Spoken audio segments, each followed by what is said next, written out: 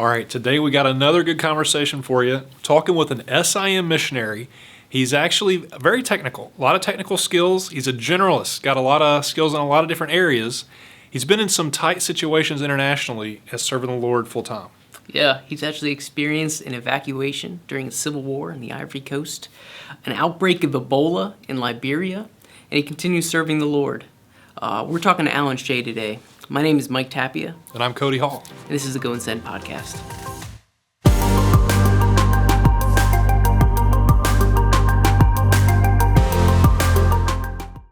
Mr. Alan Shea, you are a broadcast engineer. How do technical people fit into the Great Commission? Well, in Liberia we have radio and hospital and school. You can do school without much electricity. You can do quite a bit of hospital work, medical work without electricity. Yeah. But you can't do any radio without electricity. So that's been, although I'm a broadcast engineer and I went to Liberia as a radio broadcast engineer, a lot of my focus and time has been on keeping electricity on. Until the last couple of years, the Elwa Ministries in Liberia has generated their own electricity 24/7. Since 2021, they've been able to get on the national grid, which wasn't available before that. But it still takes a lot of work to keep electricity on and reliable. So I'm one of the people who likes to be behind the scenes. I don't like to be in front of the camera or in front of the microphone. Yep. Yeah, technology is dear and near to our heart here at Sunset Solutions, and Cody and I are both engineers, and it's amazing to see the opportunities that technical people can fit into the Great Commission, and to be here with you, and even just to hear of your experiences and your background using your gifting in missions. It's a real privilege, and I know that you're serving in Africa. You're in the country of Liberia, right, at Elwa Hospital and radio broadcasting ministry. I know they got dual going on. ELWA, or the ELWA. call letters that the government assigned to the radio station in 1954. That's it. Oh, wow. And it was for West Africa Broadcasting Corporation. And then somebody finally came up with a better acronym, Eternal Love Winning Africa. Oh, I like that, yeah. But Elwa has been, I think it's safe to say that Elwa was Africa's first Christian and missionary radio station. Started in just 2 days ago, 71 years ago. No kidding. 1954, January 18th. And 10 years later, the hospital opened, and that's what got my mom there. And then the Elwa Academy started for the children of missionaries, and since then it has grown into a nationally ranked school for Liberians. Elwa Academy students are regularly in the top of the national exams every year. Wow. That's incredible. So 71 years, the rich history there. We get into some of that too, but curious, like what's your role right now at Elwa? What do you do? I'm the technical advisor, so I'm trying to help keep the Liberian technicians and engineers in doing their work. Sure. With equipment that they need and advice on what's the best solution for things. And I've been doing a lot of the logistics, purchasing and shipping, making sure they have parts that they need for the generators, for the radio, and for the hospital. I've been involved in Rotary Foundation donated funds a number of years ago to build an oxygen plant for the hospital.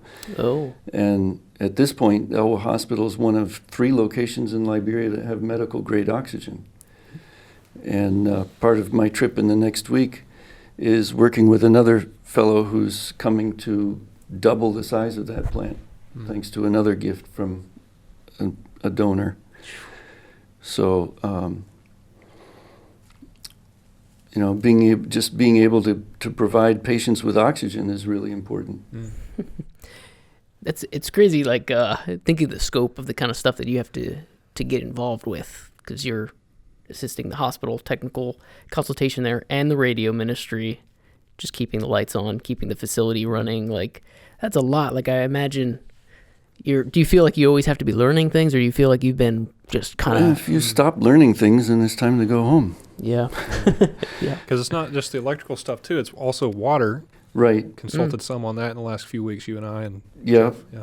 Yeah, that started back before Ebola, but during Ebola, Water Mission in Parker Hannifin made a huge donation and built and shipped 3 water treatment units for the Elwha campus.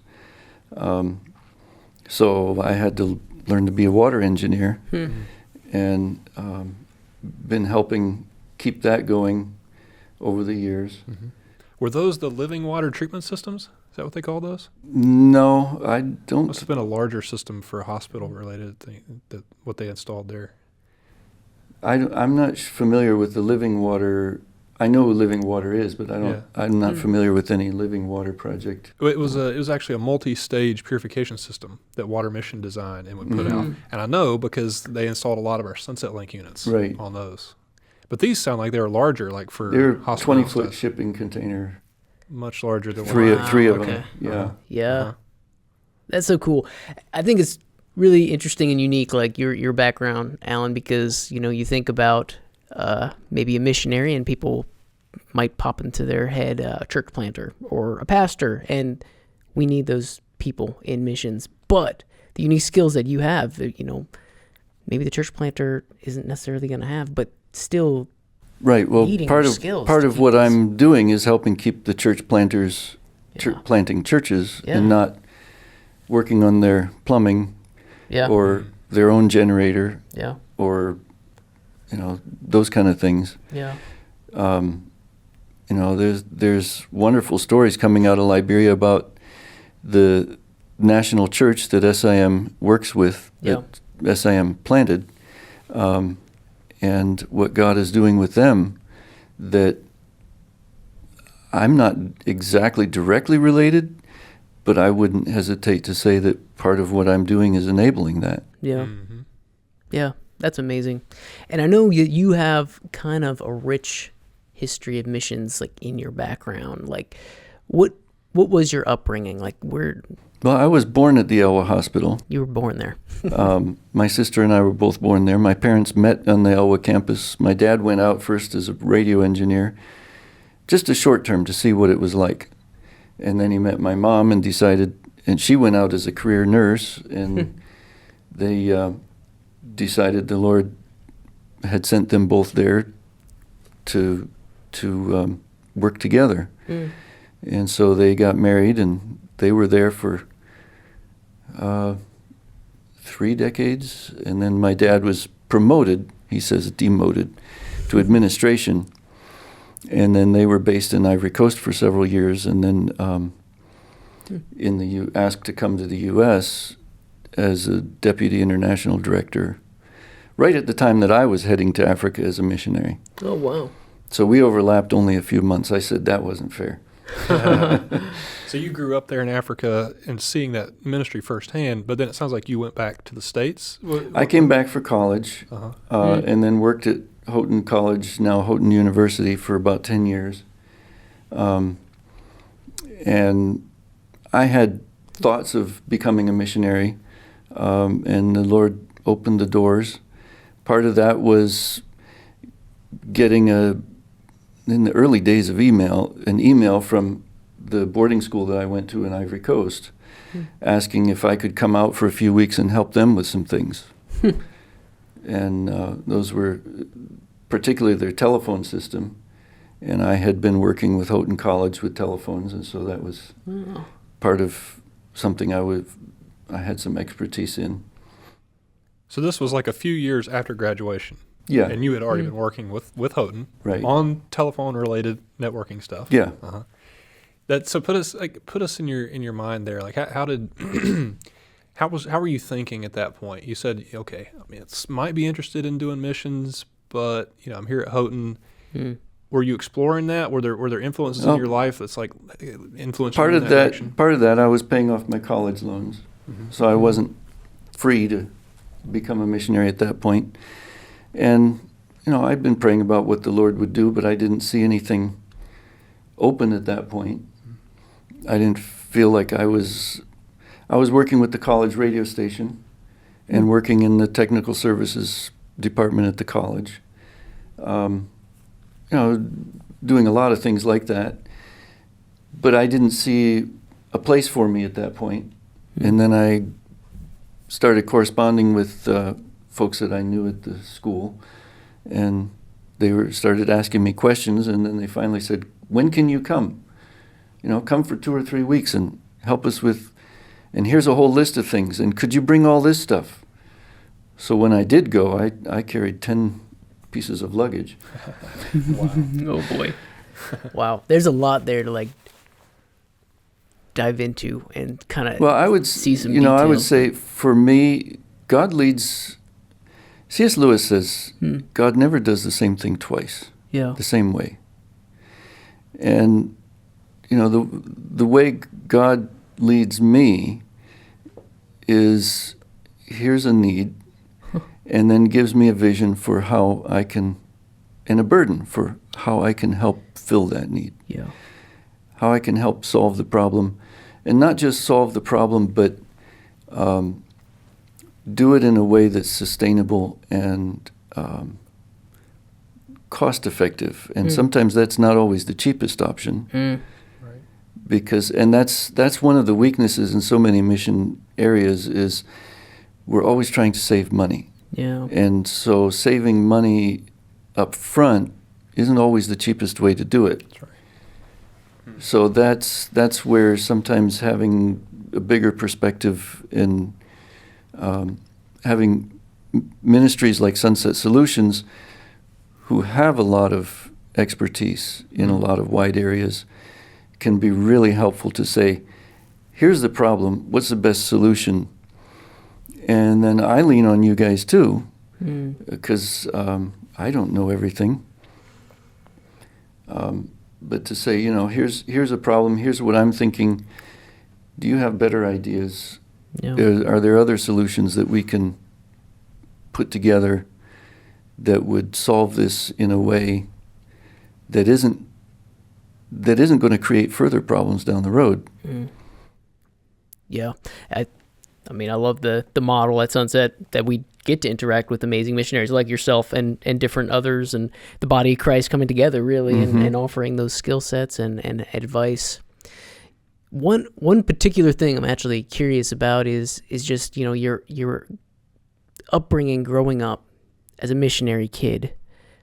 Some people listening may have a similar background, being missionary kids, and you were there overseas.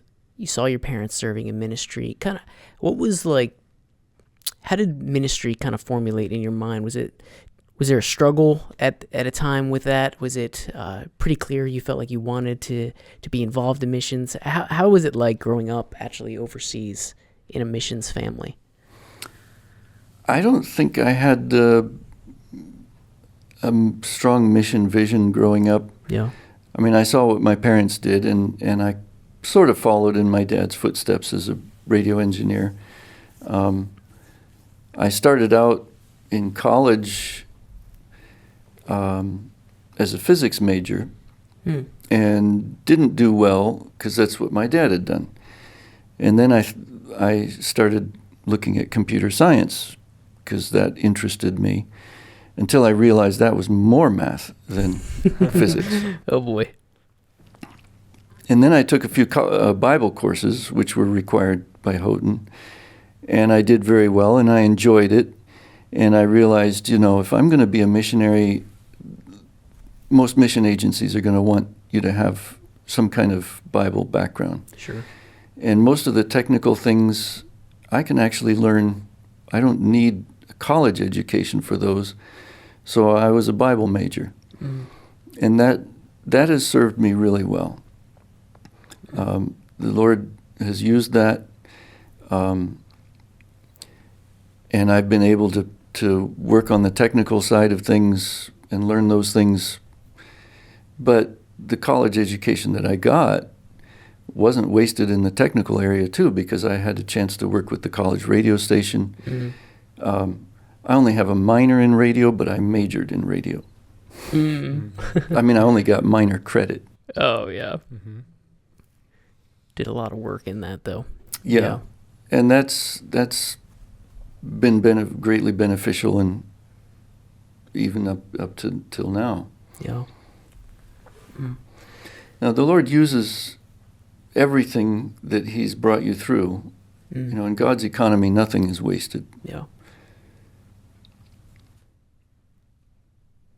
Yeah. And seeing that, I'm sure, influencing your family. I even know, I believe, like, not only were your parents missionaries, did you have other relatives in missions as well? My dad was the first to go to the mission field, but his parents had been, quote, missionaries. His father was a pastor for many years. And then my dad's brother went to the mission field in Sierra Leone for a number of years, and his parents, both their parents, followed. And my dad's parents were missionaries in Sierra Leone, helping produce radio programs for Elwha, broadcast on Elwha. That's neat. That's one of the things that Elwha, in some ways, pioneered, and in some ways has been unique among missionary radio, that most of the programming that was on the radio, by 1990, Elwha was doing 46 languages, 250 hours a week. Wow. And almost all of those programs were produced in the countries that they were broadcast to. Wow. So they have a studio in Nigeria that was doing programming and mailing the programs to Elwha. My dad's parents helped set up and run and train people to operate the studio in Sierra Leone for the Sierra Leone languages. Arabic broadcasts were produced in Lebanon, Beirut for a long time. You know, so the people, and especially in Liberia, the Liberian languages were produced by people who were known in those areas. So when one of those programmers would return to a village, oh, this is the man who puts our program, our language on the radio. When you hear your language on the radio, it's a draw, like hearing somebody really important call your name in a big gathering. And it pulls people in, and it takes away the stigma of, this is Christian radio. No, this is our radio. Yeah. So it opens doors that missionaries might not be able to. You know, Gaddafi in Libya made two appeals to two different Liberian presidents over the years to get Elwha to stop their radio broadcasts in Arabic to North Africa. Really? And he said, because it's confusing the youth.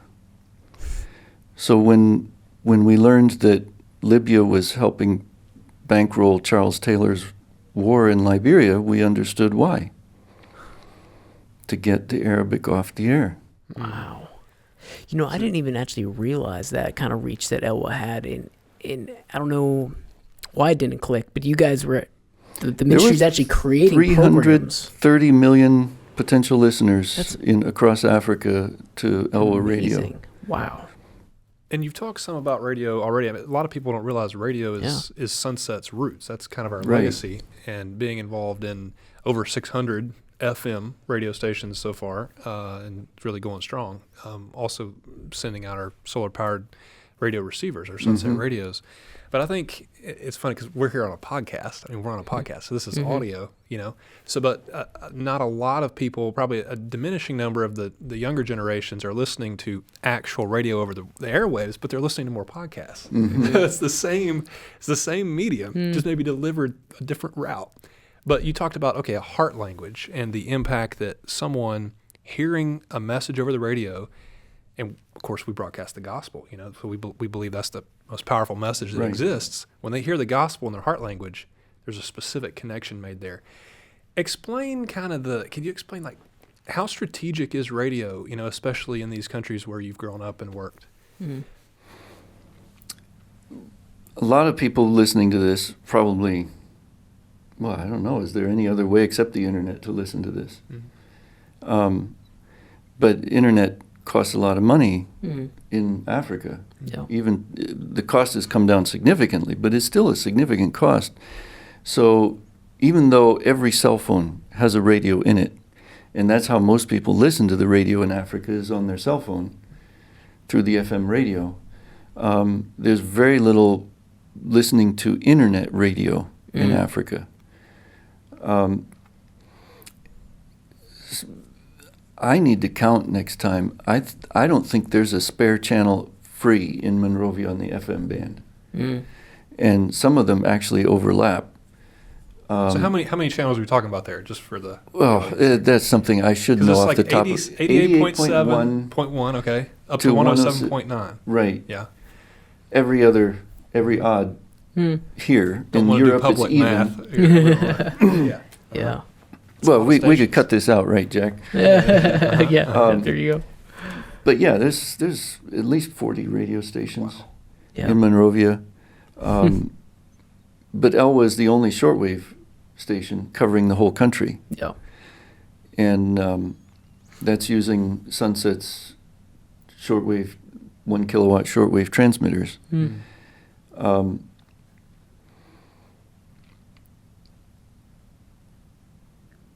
Yeah. During Ebola, the shortwave was off the air, and we were able to get a new shortwave transmitter over there.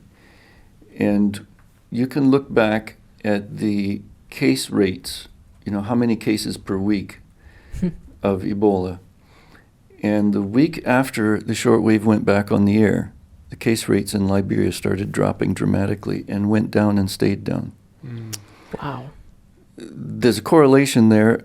I won't go so far as to say that's causation, but that was one of the emphasis was teaching people about Ebola and how to, that it was not a death sentence, that if you get treatment early, you can survive. And Elwa Hospital gained a huge reputation in Liberia because the Elwa Hospital Ebola treatment unit had 70% survival rate instead of the inverse, which is normal.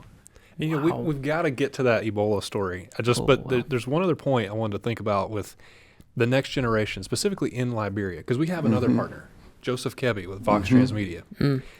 His ministry in Liberia with the radio is specifically for reaching that next generation. Right. And he saw that. Right. And it's because of the Civil War, right, that took out significant numbers of parents, right? And so you got all these people, these younger folks growing up, but they need that influence. They're gonna get influence one way or the other. Joseph wanted it to be gospel influence, Right. And yeah, I've worked with Joseph, and he is. I really appreciate him and what God is doing through him, what he's allowed God to do through him. Yeah, there's a huge role for radio in Africa still. I think there's a place for internet radio, and it will grow, but at this point, over-the-air radio is still powerful, especially in the out beyond the city.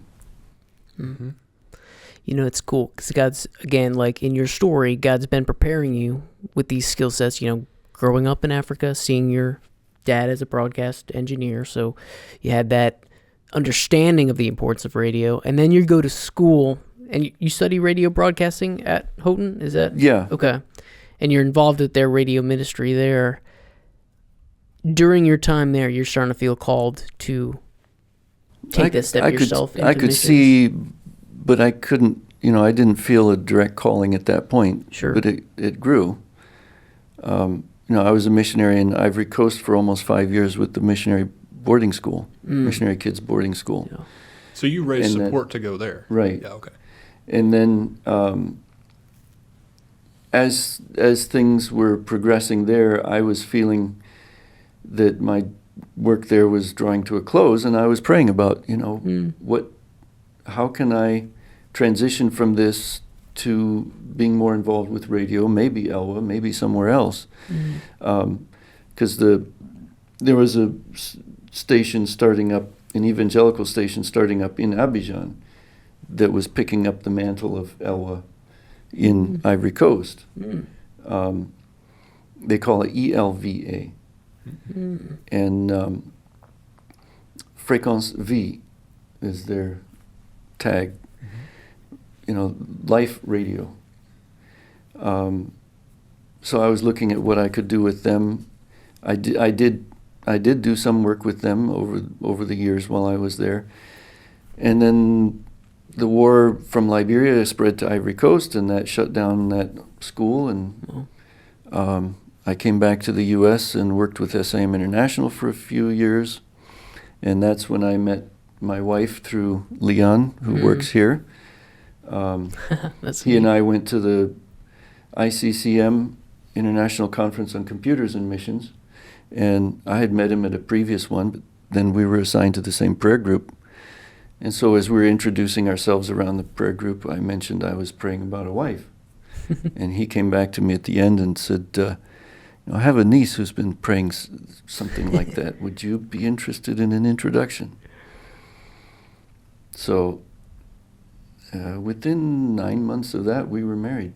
Wow. Awesome. That's awesome too. The connections that the Lord brought into your life and brought that godly woman into your life at the same time as He's working on you and you're seeking what the next call is.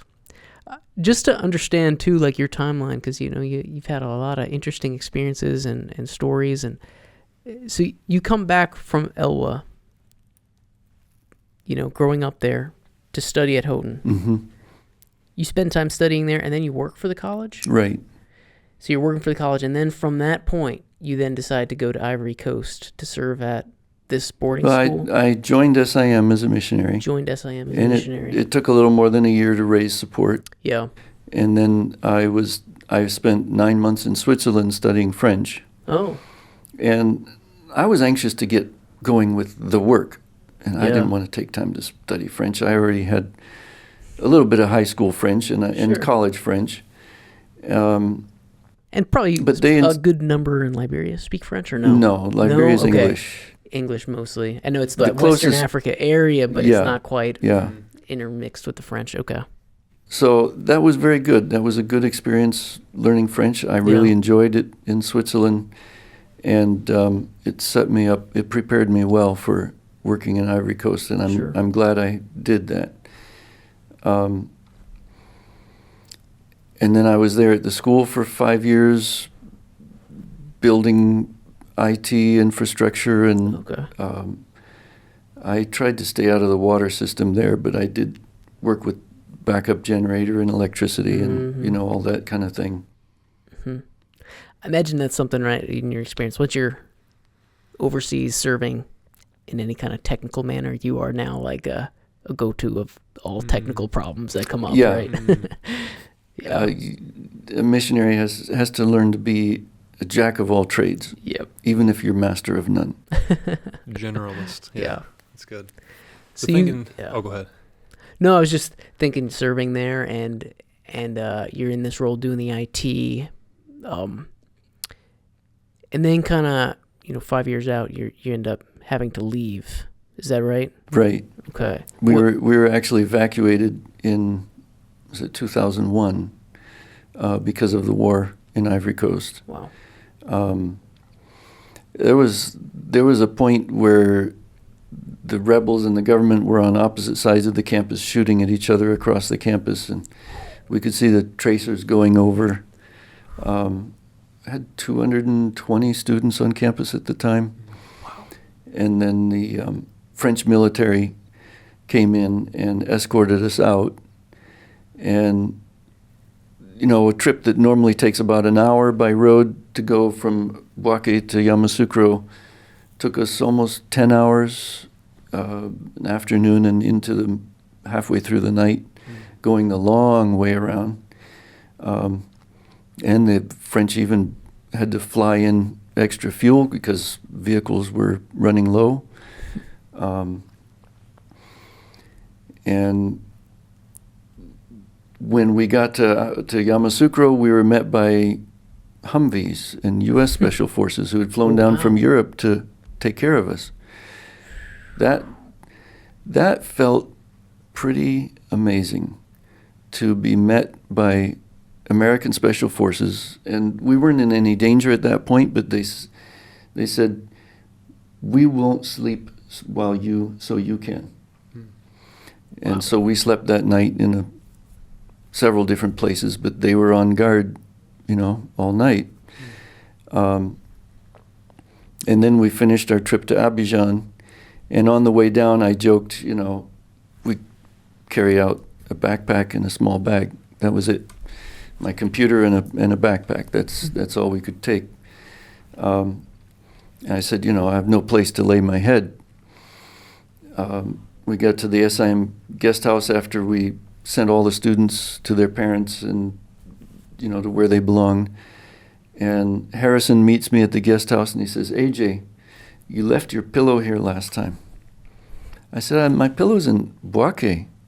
He says, "Well, I'm pretty sure this is yours." Yes, it was my pillow. It was my pillowcase. Not the one I slept on the previous night, but it definitely was mine. And, I looked at that and I said, well, I do have a place to lay my head. Wow.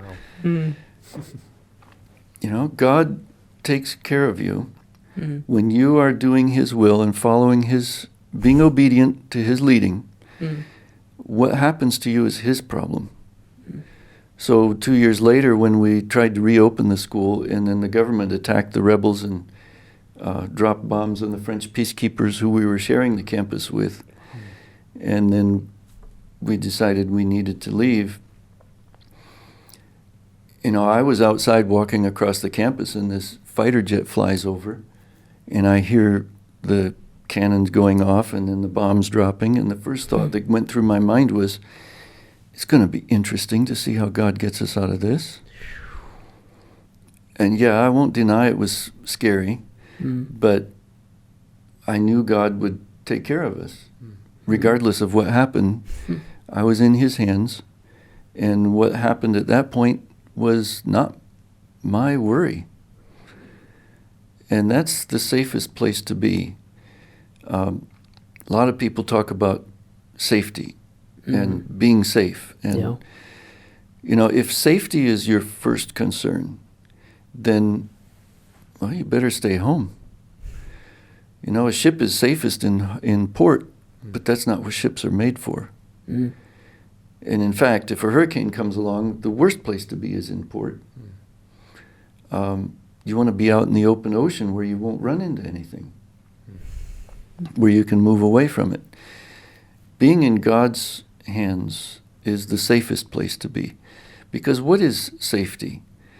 Safety is knowing that your home is in heaven, that your soul is safe in God's hands, and that nothing this world holds can take you away from that. If you say this, safety is the most important thing on the highway, well, then just stop the cars from moving. No, the first priority in traffic is keep traffic moving, and then safety. Being obedient to what God calls you to is the most important thing. And God doesn't call you to safe places or to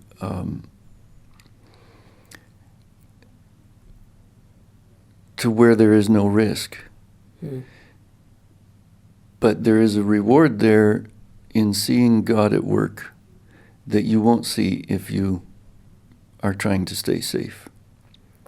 Amen. That's powerful. I have heard a story. I know who knows the people, so I know it's true, of a missionary family who were in Africa. They had 2 young boys, and they had an encounter with snakes. And the parents said, we didn't bring our family to Africa to lose them to snake bite. So they came back to America to Texas. And one day, one of the boys got bit by a rattlesnake. And in trying to rush him to the hospital, the dad ran over the other one in the driveway. That's not to say that if you disobey God, that's going to happen to you. But, you know, what happens to you when you're being obedient to God's will is His problem. That's powerful. That's there's a lot to think about there. It's a lot. It's a responsibility when you take your children overseas, but when you've committed them to God, and especially when you see your children committing their own lives to God, that's our first mission field, is our children. And part of our seeing that our children grow up to love God to the best of our ability, they are responsible for their own heart, is also a mission witness to the people we work with. Yeah, definitely. Because I have seen too many missionary families whose children have left the church and and gone away because their parents didn't model being a missionary at home. And that speaks powerfully to the people you're ministering to and working with. Yeah. You know, one of your questions was about being called. Oswald Chambers had a lot of good advice in his devotional book.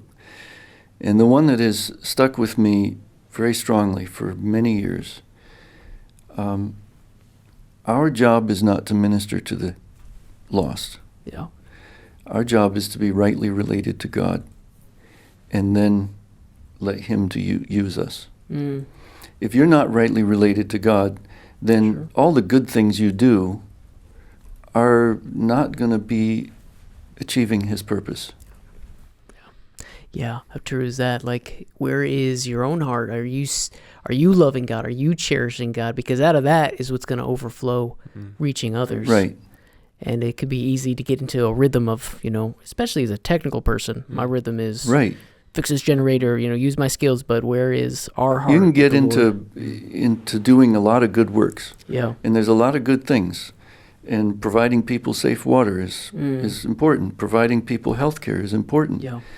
But if you're not doing it out of the fullness of what God is doing in you, then it's what Paul says, it's just a bunch of noise. Clanging cymbal. That's powerful. Just thinking about kind of going back to the evacuation. You came back to the States at that point. And then it was, how long after that was it that you actually went to ICCM with Leon? Was it shortly thereafter? You're going to quiz me on dates and times. We're going to look back to see exactly when ICCM conference It was, took place. it was about a year. It was about a year after I came back. Yeah, my goal there is to try to get to, you talk about having children and your family. And, you said that you married your wife, Sherry, right? Your wife, Sherry, you married her 9 months after you met her, which is pretty quick. Tell us, it's relatively. Tell us maybe how that developed and how God brought you guys together. And then, because you were already a missionary. And so she, you had to get on the same page there. Right. Because God's not going to call one spouse one thing and one to the other. So how'd that go? Well, I had been praying for many years. In fact, since college, I found in one of my old journals where I'd written it down, 4 things I wanted in a wife. I wanted a wife who loved God, who loved her parents, who loved Africa, and who loved me. The order of the first priority was for her to love God. The other 3, the order didn't really matter. And so by the time I got to be 35, I felt I knew what I was looking for and who I was looking for. And it was interesting that as I got to know her, I realized she and I were the last of our 2 families to meet. Really? I found a picture from her grandparents, who were missionaries in Sierra Leone, of my grandparents with them the four of them together That's in the same wild. picture. Wow. My cousins went to the boarding school that her grandparents had been dorm parents at, not at the same time, but so they knew all the names. After I first met Sherry, I got back home to South Carolina, and my phone rings, and it's my sister calling me from Nairobi, where they were missionaries. And she says, first thing she says, she doesn't even say hi. She says, "What's this I hear about you dating the Whitaker girl?" I said, "Well, how did you hear that? I was going to tell you, but I wanted to meet her before I, said anything." Well, Sherry's parents were good friends, had good friends from her, because Sherry's mom grew up in Sierra Leone. And so she talked to them about this Shay Gaich because she wanted to know his reputation. And they talked to my sister's in-laws, who had also been missionaries in Sierra Leone and mutually knew each other. And so they talked to us, and I said I hadn't heard anything about this, and they said, "Well, maybe we shouldn't have said anything." And my sister says, "Well, I'm going to barge in anyway." So my grandparents were missionaries at the same time with her grandparents. My parents knew of them. My sister knew of them. My brother-in-law knew the family. Sherry and I were the only ones who hadn't met yet. Wow. It is funny when you meet somebody and they say, "Oh, you're a missionary in Africa. Do you know so-and-so?" And Africa's 3 times the size of the United States. Yeah. But half of the time I do know them. Wow. It's really cool thinking about how hearing your stories and just seeing very clearly God's hand in each of these events, in your life, and just, your perspective on taking risks for the Lord and the Lord's protection over you is something I think a lot of people struggle with, a lot of younger people thinking about ministry, the risks involved, even the thought of, Lord, if I go into ministry, will I be able to find a spouse? Will I be able to, I think a lot of women thinking that, there's no guys going into missions, a lot of guys going into that. There's, where am I going to find a wife if I go overseas? All these things, and just seeing how God has provided for you. You've been there and you've seen his hand provide. And yeah. So how did that process then take place in which, you guys begin dating, start thinking about missions together? Was it very clear the next place that you wanted to serve, or was there a process thinking through that too? Well, at that point, I was kind of in limbo between things, but there had been some discussion with Elwa, and they were asking for help.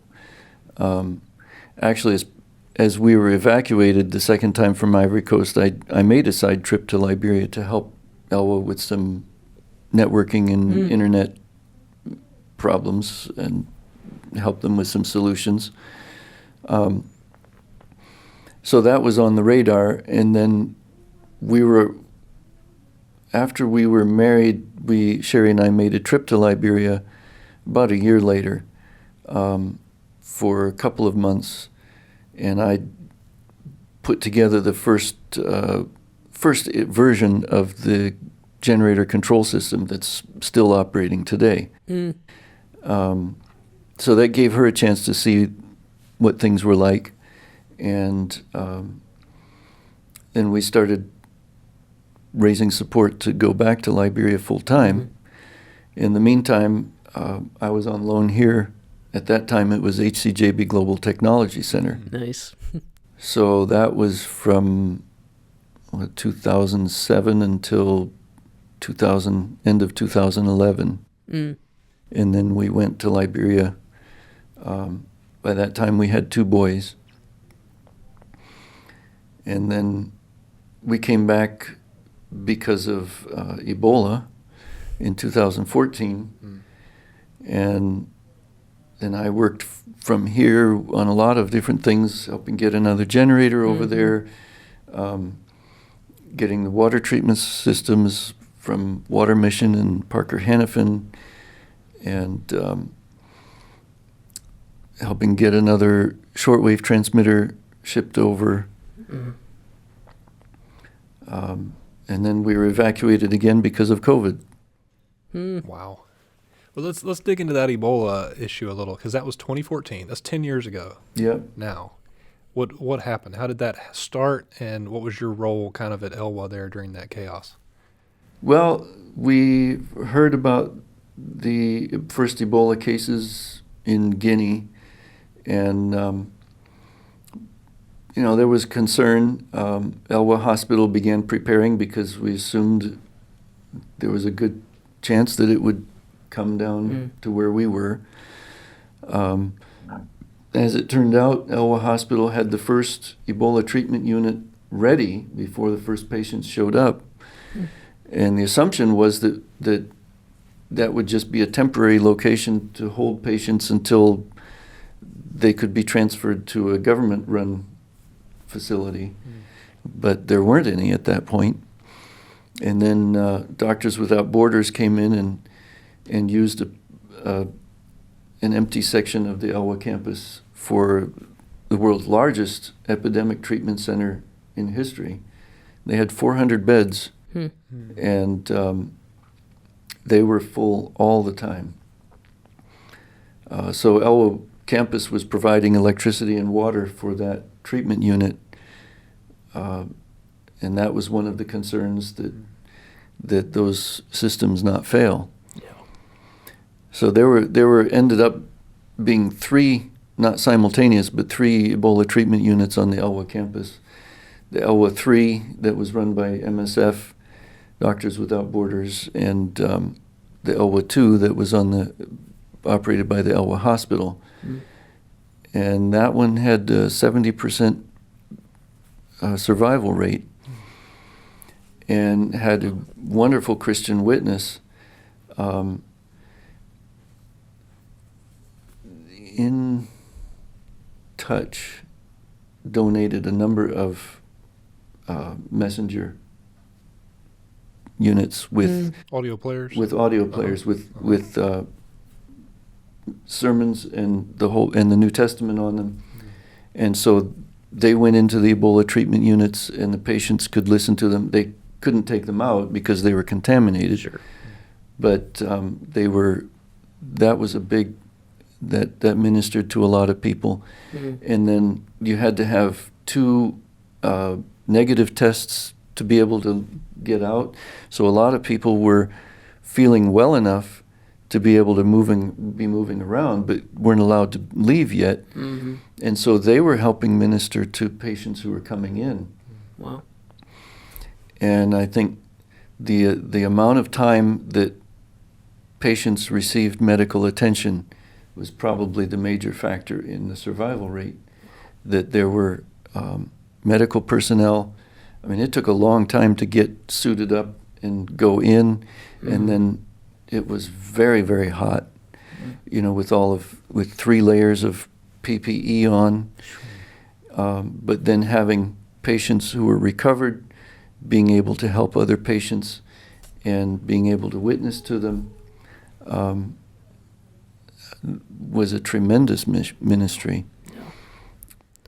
I know that even just that event just was pretty big, and there was situations that put actually Elwa in some headlines with the things that the doctors were facing there. And I don't even know if you remember this, but I think it was about 2015. You were here, I believe, and you were already evacuated after that Ebola. Right. You were actually one of the first people that I met. Me and my dad were getting a tour. I was an intern. I was just getting ready to start my internship. I didn't even start yet. And I think we stopped by your cube and talked to you, Alan, and said, what are you working on? You're working on these water treatment systems. I remember hearing that and being like, wow. And he was just there in Liberia with the Ebola. I was thinking about that, whoa, this is crazy. And he's using his engineering skills, and he faced these difficult situations. And I know that was one of the impacts that I first had coming here to Sunset, seeing the people serving in missions. So your experience too had impact on me. Praise the Lord for that. And I know that event too, I feel like there was a lot of craziness that went on, but I know Lord even kind of used that to get some of the work that Elwa was doing in front of people. I know there was documentaries made about it. And what was your experience with some of those doctors that even, because I know that there was U.S. doctors that experienced Well, Ebola. there were 3 SIM missionaries who got Ebola and were Yeah. evacuated. Kent Brantley was our neighbor for a while we were there. Yeah. And then our country director's wife, Nancy Wrightball, had Ebola, and she was evacuated about the same time as Kent. Wow. And then a few months later, Dr. Rick Sacra came down with Ebola, and he's been a personal friend for decades. Yeah, when I first heard that Kent and Nancy both had Ebola, I just felt in the bottom of my heart, at least one of them was not going to leave that continent. And so it was miraculous to see them both receive the ZMAP experimental treatment and then be evacuated and be treated and released. And Kent was on the cover of Time magazine, and the Elwha Hospital medical director, Jerry Brown, was also on the same cover. As they had, I think it was unprecedented, they had actually 5 covers on the magazine for the Ebola heroes. And there was a very good story in there on the what was going on and how Elwha Hospital was being instrumental in helping save lives,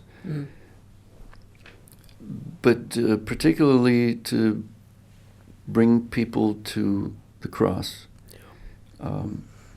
If you bring people, save people's lives without bringing them to the cross, then we're actually doing them a disservice. And we're working against the purposes of God.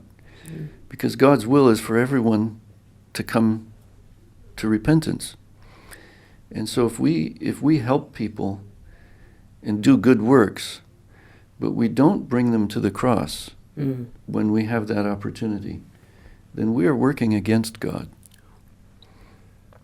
And that's something that shouldn't be taken lightly. And that's why we need to be rightly related to God at all times. Absolutely.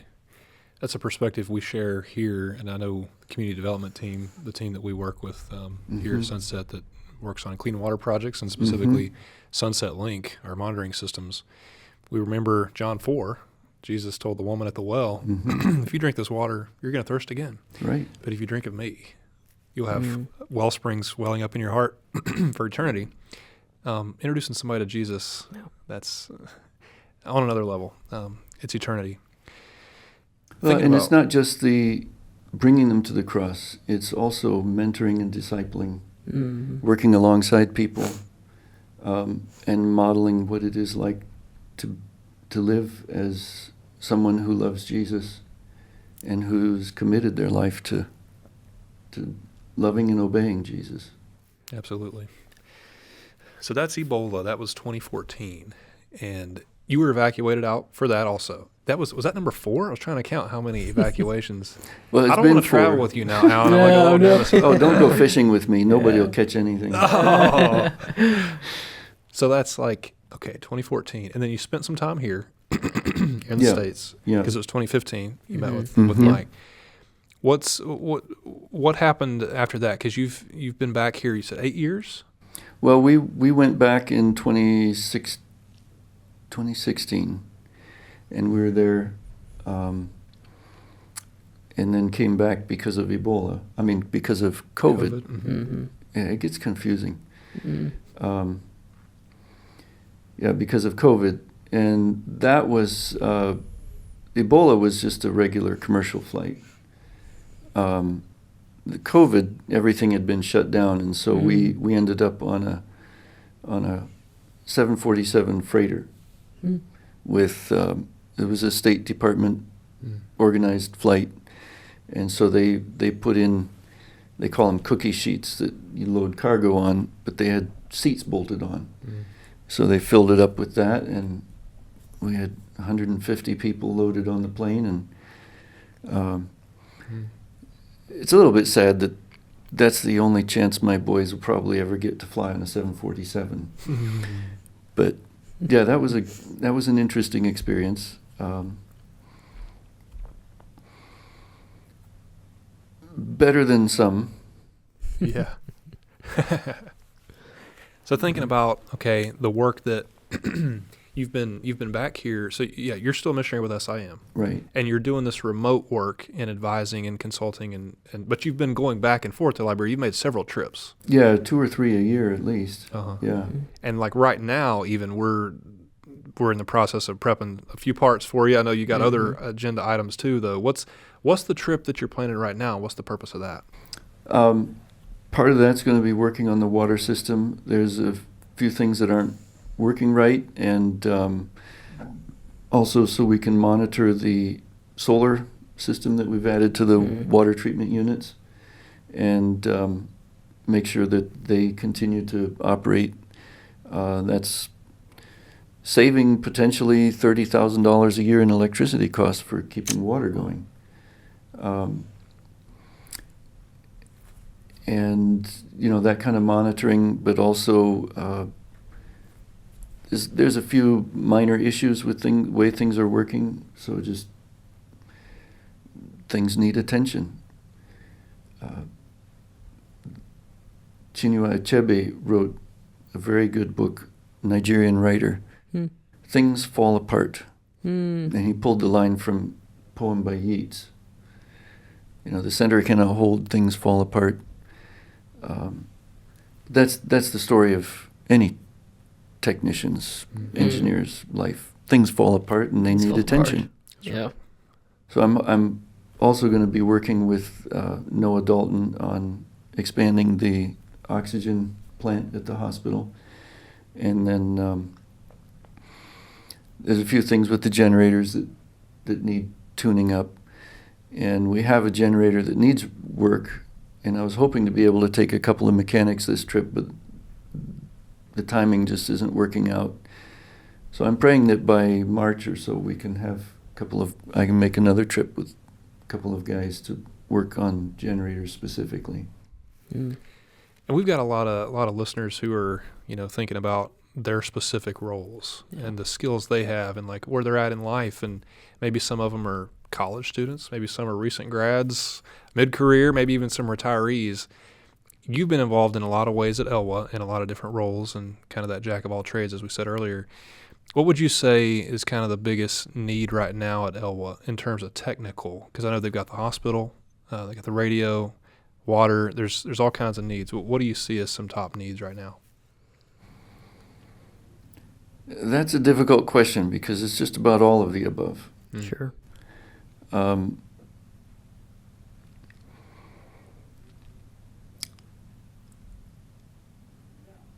We need an electrician, mechanic to help maintain the generators. We've got a good Liberian mechanic, but he's at an age to retire, and we need to be training new mechanics to take that over and pick that up. We need a full-time electrical engineer to help oversee these things and train people. You can get all kinds of credentials from schools, but they don't always actually teach well. And so we need people who can teach, who can train. We could certainly use another radio person. It's easier to get help for medical needs than it is to get someone who can help with radio and with it's not been too difficult to find mechanics who can come and help for a week or two, but even 15 years later, I'm still the only radio person who's ever been at Elwha. So that's that's something that we keep praying about. That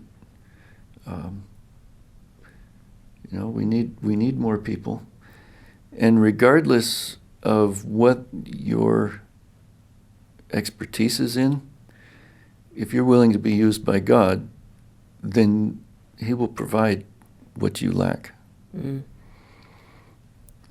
So, don't look at this and say, well, maybe I could go here because this is my gifting.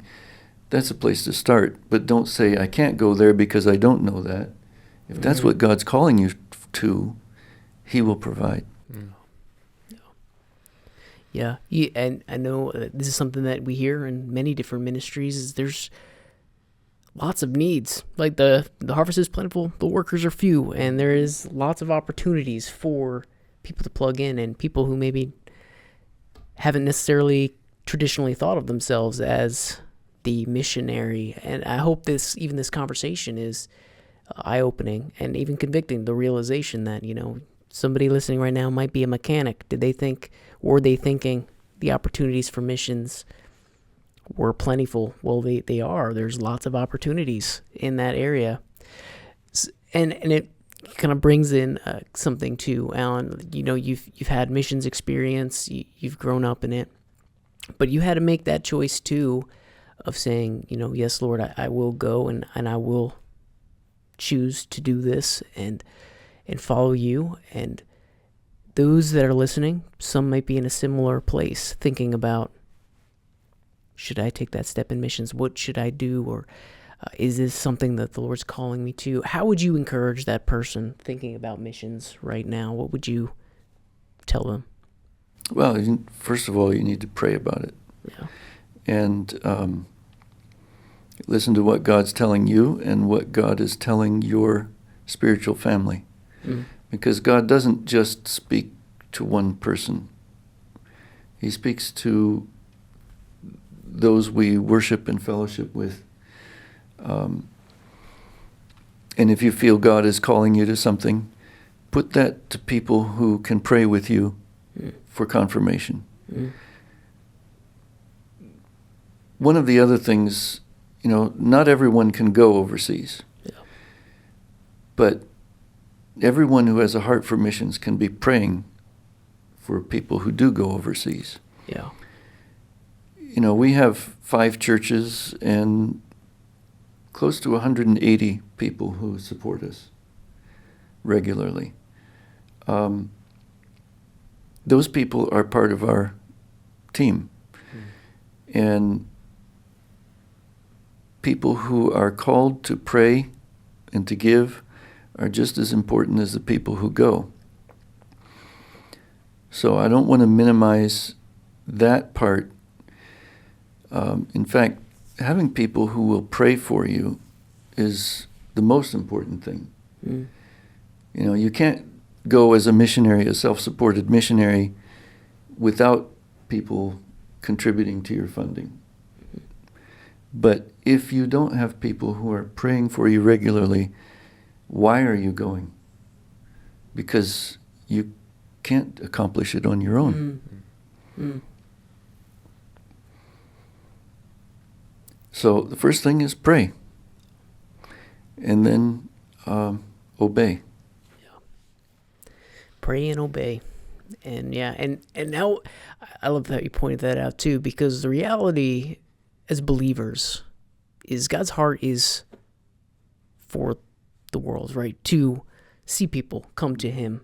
And as believers and followers of Christ, all of us should be involved in missions in some way. Now that looks different for some people. So like you said, some people will never go, but that doesn't mean that they're not to be involved in missions. Right.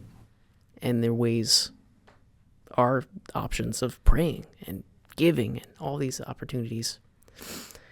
Alan, I really have appreciated you taking some time to talk with us, and yes. And I know we're already getting close to our hour. I would add one more thing. Yeah. Sunset Solutions has a lot of opportunities for people to volunteer, help prepare the radios and other things. And that, I think, is a very good opportunity for people to get involved, and you have a very good internship program. That's another really good. And even if you don't become a full-time missionary, having the exposure and the seeing the bigger picture of what God is doing and what God can do, I've seen that make a big difference in people's lives too. You know, both Mike and I were interns, 1 year right after the other. And yeah, it was really awesome. This year we've actually had more than 25 applicants for our internship. So it's growing That's leaps and awesome. bounds. Yeah. What a lot of those folks, thinking about these things, what kind of resources would you point people to? Do you have blogs you regularly read? Do you have books that you recommend that were influential for you, things you could recommend to people? I think one of the most influential books that I've read is the story of Bruce Olson. The story is called Bruchko. And I think he's one of the best examples of a missionary a person who loves Jesus, following God's call. He was a missionary to South America. He's the first outsider to ever meet the Bari, the Motilone Indians, to bring the gospel to them. And one of the things that's most impressed me about that story is his patience in waiting on God's time. It took years and years for God to be able to use him. But when it did, the gospel transformed those people. It's a powerful story. And I remember reading it as a I think I first saw that story when I was 10 years old, maybe. And it was still in progress. And so as his story has been revised over the last decades, every time I read it, there's a new addition and more to add to it. I'm trying to remember the name of the book that I just read this last year. Finding Jesus in the Old Testament. The Old Testament is the gospel. The New Testament is its fulfillment. That's a really powerful book. Neat. I feel like I need to go check those out too. I've heard of Bruchko. Is that what it is? Yes. I've heard of it and I haven't read it. I'm ashamed to say that I haven't read it because I knew of it. I had a roommate in college who would talk to me about that book, and it was influential in his life. And I knew that, I need to definitely check that one out. It's hard to put down. Yeah. We read it to our boys at bedtimes it took a few months. Yeah. And they wanted to hear it again. I think a good complement to that story is Don Richardson's Eternity in Their Hearts. And I think those go well together, that God has placed his message in the hearts of every culture, even our North American culture. And part of our job is to recognize those. Daniel recognized the signs, was an interpreter of dreams, because that was what was important in the Babylonian society. And God used him to speak to people through that. And our job as Christians, even as missionaries in our home culture, is to recognize where God has placed his story into our culture and be ready to speak to that and to say, yes, you have these desires. Here is what God has done to fulfill those unfulfilled desires that you see that nothing else can fill. That's good. That's insightful. We'll make sure to put those links to books and those things in the show notes here. As we let you go, is there a handoff you could give people for if they want to know more about ELWA, want to know more about SIM, or get in touch with you? SIM's website, sim.org, ELWAministries.org, and our Our personal ministry website is alan.shea.net. Wonderful. Alan, thank you so much, sir. Yeah. Thank you thanks, for Alan. having me. Wonderful conversation. It's been a great conversation, and I pray the Lord will use this to bring more people to Him and more workers to His vineyard. Amen. Thank you.